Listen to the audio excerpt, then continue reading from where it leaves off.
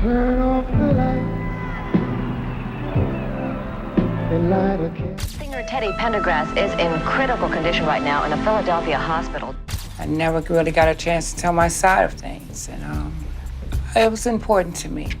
Yes, very important to me. The car started speeding up really fast, and I was wondering, was he driving fast? But he wasn't. It was out of control, and I noticed he was struggling with the wheel. Teddy Pendergrass had it all: fame, fortune, and a voice that could make the world stop. But just as he reached the peak of his career, tragedy struck.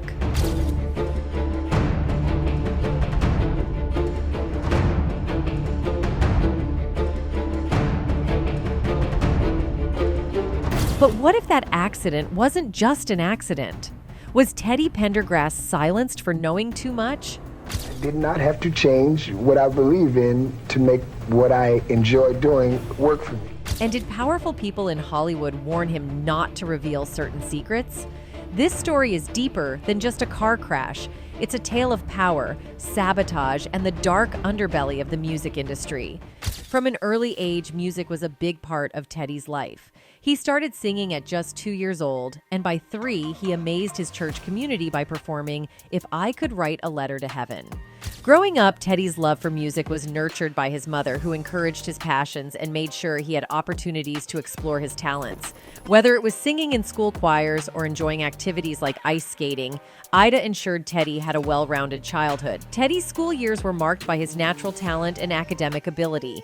He attended McIntyre Elementary School, where he excelled, and stayed involved in choirs throughout his education. Music wasn't just a hobby, it was quickly becoming his passion.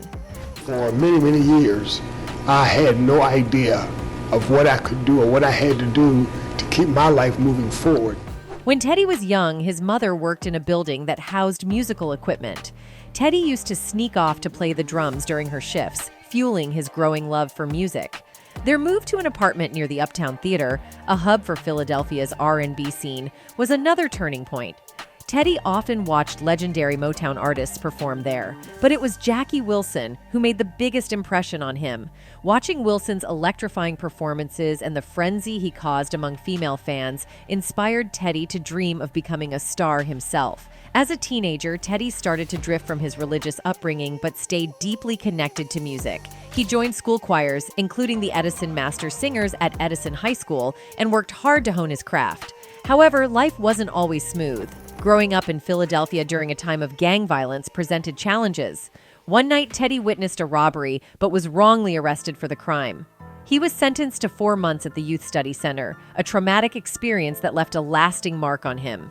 In that, I understand, and I began to understand, that those are some of the key elements that people are concerned with once you have. Despite these setbacks, Teddy's determination never wavered. His Christian upbringing instilled in him a strong work ethic, and he was committed to earning an honest living while chasing his dream of becoming a singer. He took every opportunity he could, from drumming gigs at small local clubs to forming a group called the Paramounts with his friends Tony Talent and Kenny Gamble. Writer and producer Leon Huff recalled how Teddy's voice stood out. His voice just roared over you. He had that baritone voice, but Teddy was raw. I think Teddy really knew how good he was, but he started as a drummer who sang in the background. Teddy may have started behind the drums, but it was clear he was destined to be center stage. Through hard work and a passion for music, Teddy Pendergrass laid the foundation for a career that would make him one of the greatest voices in R&B history. The turning point came when they met G. Lawson, a talent scout who became their manager and promised them stardom. Under Lawson's guidance, Teddy recorded singles such as We Got Love, Angel with Muddy Feet, and Should I Go or Should I Stay? Unfortunately, Lawson vanished and the records were never released, leaving Teddy without direction. At 18, Teddy Pendergrass seized an opportunity in Atlantic City, a hub for vibrant clubs with non-stop live music. Working as a waiter at Reggie Edgehill's Supper Club, he stumbled upon a life-changing chance when Little Royal, a performer styled after James Brown, needed a new drummer. Teddy auditioned and impressively secured the job. However, dissatisfaction with financial arrangements led him to leave when the group toured Quebec in Canada and headed back home disappointed. Despite this setback, his determination remained unshaken. He joined a group called Signs of the Times as a drummer, and later moved to the Soul Messengers. Eventually, he was hired by a group called the Cadillacs, where his journey took a significant turn. One night, while performing with them, Harold Melvin of the well-established Blue Notes recognized Teddy Pendergrass's talent. Seeking fresh talent for his group, Melvin offered Teddy a position as a drummer. This decision would soon propel Teddy's career in unforeseen ways. Working with Harold Melvin marked a pivotal moment in Teddy's career, as he often reflected on this period as the most significant in his professional life. He credited Harold with teaching him vital survival skills in the competitive show business world. At that time, the Blue Notes, though regularly booked, were not yet headliners. Their persistence and resilience, however, kept them going. Teddy, in particular, honed his drumming skills and started gaining recognition in the field. Despite their efforts, the absence of major hits meant performing in smaller venues, leading to financial struggles. There were days when they went hungry and had difficulty affording hotel rooms. Teddy, known for his impatience, dreamed of singing, but found the opportunity far-fetched. As a drummer, he occasionally sang with the group, but grew frustrated with the lack of opportunities to lead. Overheard discussing his intention to quit with a club dancer, Harold Melvin, not wanting to lose him, offered Teddy a chance to join the singing group. Teddy accepted the offer eagerly. Teddy's addition to the singing lineup, sharing lead vocals with Harold, began to draw more recognition and shows. Though financial hardships persisted, their fortune turned in 1972 during a performance at the Apollo Club in Camden, New Jersey. There, they caught the attention of Kenny Gamble and Leon Huff from Philadelphia International Records. Teddy Pendergrass was singing, and Huff called me later that day and said, "Man, you gotta hear this guy." He was just singing nonchalantly. Their interest in the group marked the beginning of a brighter future. Harold Melvin rebranded the group to Harold Melvin and the Blue Notes to assert his leadership and due to his envy towards the now fan favorite, Teddy Pendergrass. Under the new label, the group released their first single, I Miss You, in August 1972. The follow-up hit, If You Don't Know Me By Now, in September catapulted them to mainstream success. Topping the U.S. R&B chart and reaching number 3 on the U.S. Billboard Hot 100, Teddy's success with Harold Melvin and the Blue Notes brought him fame, wealth, and an extravagant lifestyle aligning with his dreams. If there wasn't no Teddy, there wouldn't have been no Blue Notes, says singer Charles Mint, who recorded with Pendergrass in the mid-60s under the direction of Uplooks Lawson and producer Jesse Herring. And if there wasn't no Teddy, there wouldn't have been no big-time Kenny Gamble and Leon Huff either. However, the thrill was short-lived as he became increasingly frustrated within the group. Despite being the key factor in the group's flourishing career, Teddy felt undervalued and overshadowed by Harold Melvin. Harold's authoritative control and minimal contribution to the group's performances irked him. Teddy was aware of Harold's exploitative tendencies and grew increasingly disillusioned, particularly when Harold's arrogance cost them gigs. An incident at the Playboy Club in Los Angeles exemplified this. Harold's dispute with the club management led to the group shouldering their expenses for the week, while Harold luxuriated in comfort, leaving the rest struggling financially. When the group approached Teddy to request financial help from Harold, a confrontation ensued. Teddy found Harold with some of his well-heeled friends and hangers-on, laughing and joking while indulging in drugs. Teddy was furious at Harold's apparent disregard for their plight. He knew they were making money, and Harold would pay them peanuts. To calm Teddy down, Harold went over to his bedroom to get him something. A curious Teddy followed him and peeked around the doorframe, only to witness Harold picking a stack of notes, presumably thousands of dollars. After that night, Teddy decided he had enough. He was not going to tolerate the exploitation any longer and made the decision to quit the group. News of Teddy Pendergrass's departure from Harold Melvin and the Blue Notes spread, causing the group's popularity to wane and leading to other members exiting to join Teddy.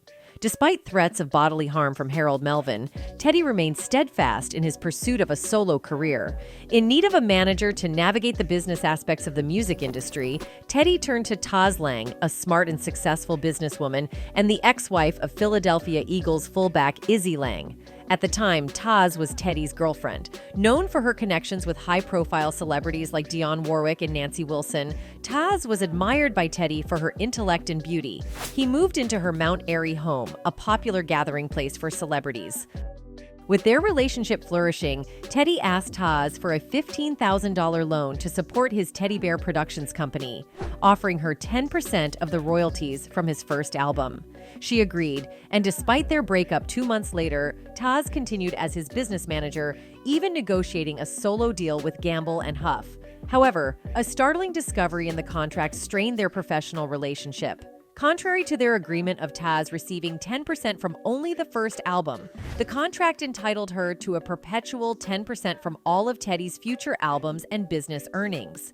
Teddy's frustration mirrored his past experience with Harold Melvin, feeling trapped and exploited. Despite confronting Taaz, she stood firm, unwilling to renegotiate or terminate the contract. Although they remained business partners, Teddy's trust in Taaz wavered significantly, a stark contrast to his initial confidence in her protective instincts from exploitation within his inner circle. Taaz did not leave with them and decided to go back home. She called her mother, Eva Ritter, and said, "I've got something to tell you, but I can't tell you what it is until I get there." That would be the last thing she said to her mother. On April 14, 1977, a tragic event occurred that profoundly affected Teddy Pendergrass's life. That night, Taaz Lang was fatally shot outside her home, while accompanied by Joseph Jojo Tinez, an employee of Teddy who was baffled by the sudden attack. The perpetrator emerged from nearby bushes and shot Taaz, unaliving her instantly while Jojo was getting something out of the car trunk. The crime remained unsolved and shrouded in mystery. "I said, what the hell does this mean because I'm here and cannot move," Jojo recalled.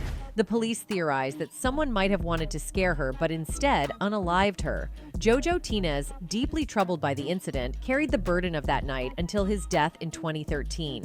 Taaz's funeral took place on April 19, 1977, at the Second Macedonia Baptist Church, with Reverend Jesse Jackson delivering the eulogy.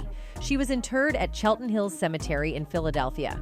At the funeral, Teddy faced suspicion and hostility, with some attendees believing he was involved in Taaz's unalivement. Detective Edward Hughes said at the time, "If someone was set to unalive her, it wasn't a real professional job. If the bullet doesn't go through her arm, all she has is a serious arm injury.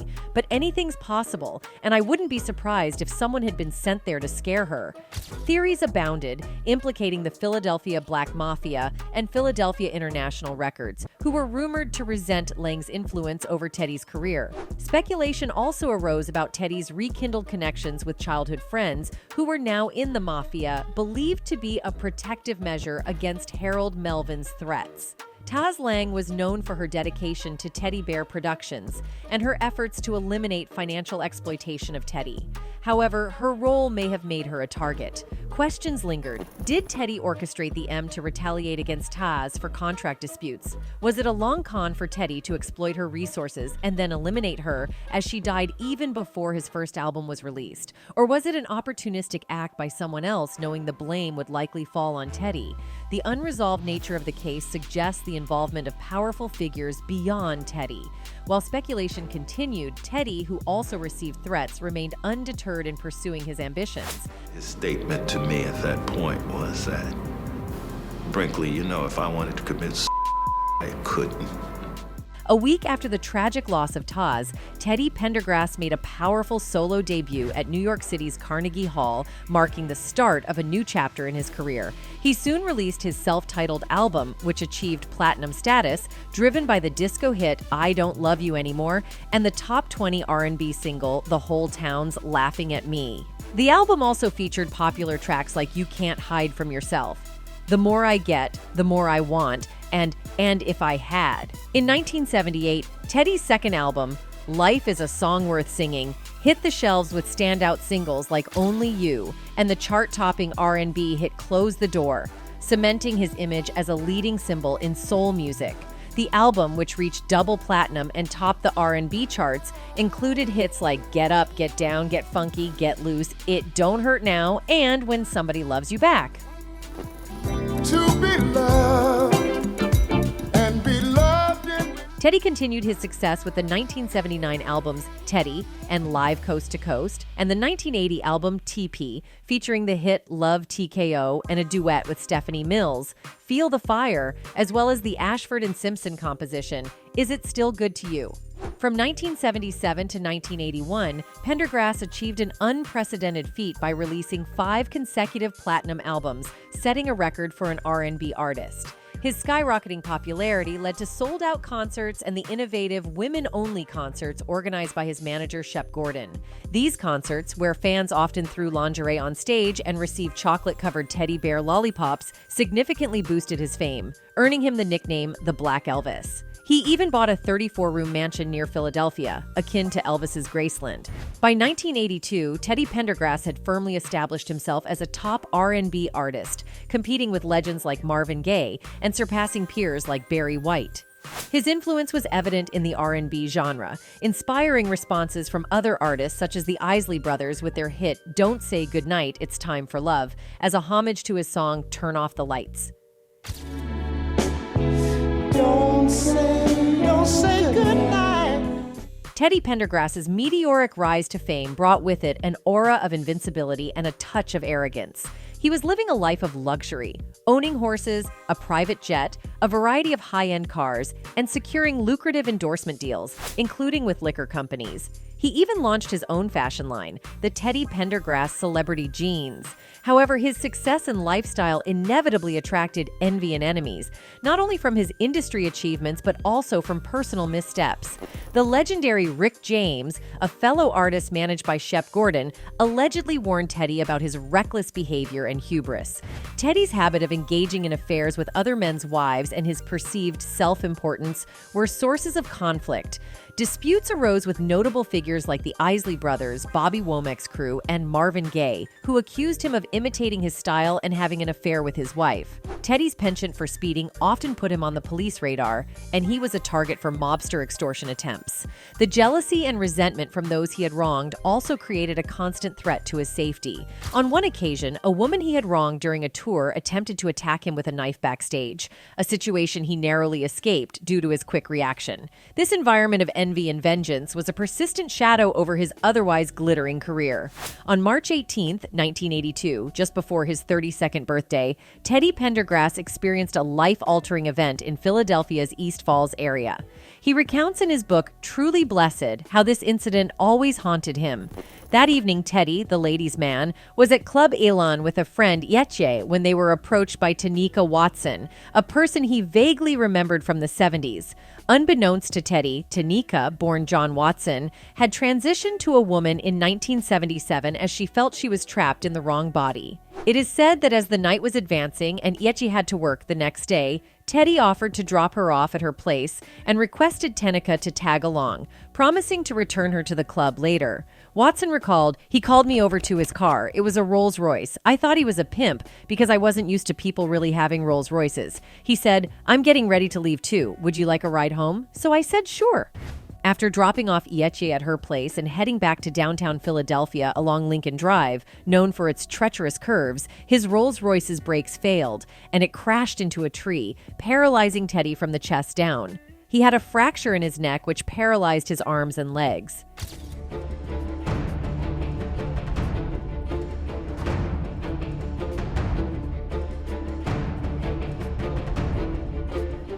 Tanika, interestingly, sustained only minor injuries, sparking various rumors and speculations among fans, including suspicions that she was part of a plot against him. I never really got a chance to tell my side of things, and it was important to me. Yes, very important to me. The car started speeding up really fast. And I was wondering, was he driving fast? But he wasn't. It was out of control. And I noticed he was struggling. Soon after the accident, Watson tried to reach out to Pendergrass, but she was unsuccessful. She said, "Well, you're not going to see him before his son does, and she caused this big scene," Watson said. "I just left." Investigations revealed that the car's brakes had been tampered with, leading Teddy to successfully sue Rolls-Royce. This raised questions about who would target him, considering his numerous enemies and his penchant for speeding. At the time of the accident, his driver's license had been suspended due to unpaid parking tickets, and it was later discovered that his other cars had also been tampered with. Just a week before the incident, he had been involved in a minor crash in his Maserati. Teddy believed the police might have been involved, having previously sued them for harassment. It goes without saying that the tragedy struck just as he was about to turn only 32 years old and had not even hit his peak.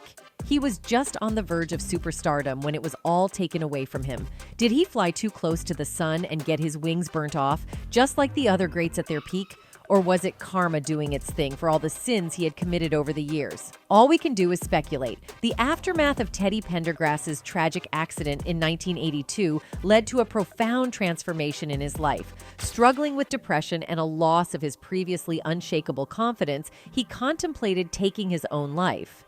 Adding to this, his fans had quickly moved on and shifted their attention to Marvin Gaye's new release, Healing. After a year of rehabilitation and coming to terms with his condition, Teddy made a comeback by signing with Elektra Asylum in 1983. His album, Love Language, achieved gold status in 1984, while Philadelphia International released 2 albums of his unreleased tracks. This One's For You in 1982 and Heaven Only Knows in 1983. Hear me one more time, help me find a perfect line, don't throw love away. Teddy's return to the spotlight was marked by a poignant performance at the 1985 Live Aid concert in Philadelphia, his first live appearance post-accident.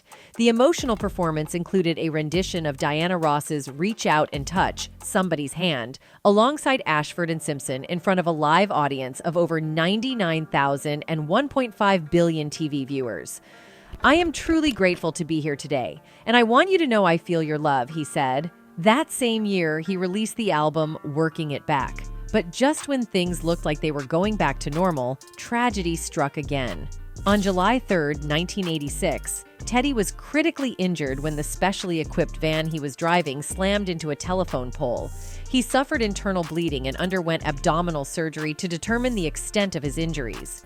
Despite these challenges, he continued to produce music with albums like Joy in 1988, whose title track went to #1 on the R&B charts for 2 weeks, and A Little More Magic in 1993. The latter half of the 90s found Pendergrass recording for the Surefire Wind-Up label. His autobiography, Truly Blessed, was published in 1991, but from then on, he mostly retreated from the public eye, heavily attributed to health issues. On June 5, 2009, Pendergrass underwent successful surgery for colon cancer and returned home to recover. A few weeks later, he returned to the hospital with respiratory issues. After 7 months, he sadly died of respiratory failure on January 13, 2010, with his wife Joan by his side at Bryn Mawr Hospital, aged 59. He was laid to rest at West Laurel Hill Cemetery in Bala Cynwyd, Pennsylvania. Anyway, that's it for this video, folks. Bye.